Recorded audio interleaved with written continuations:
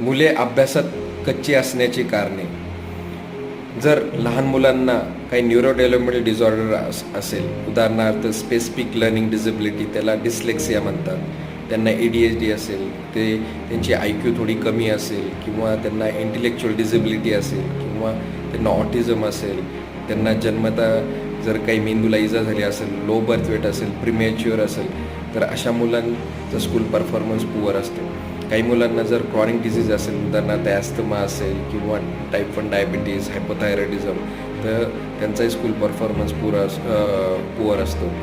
काही मुलांना जर अँक्झायटी, डिप्रेशन, कंडक्ट डिसऑर्डर असे काही सायकॅट्रिक डिसऑर्डर असेल, त्यांचाही स्कूल परफॉर्मन्स पुअर असतो. जर मुलं मॅलन्युरिश्ड असेल, घरातलं ॲटमॉस्फिअर चांगलं नसेल, त्यांचे फ्रेंड सर्कल जर चांगले नसेल, लहान मुलांना स्वतःलाच मोटिवेशन नसेल, तर अशी मुलं अभ्यासात कच्ची असतात. थँक्यू.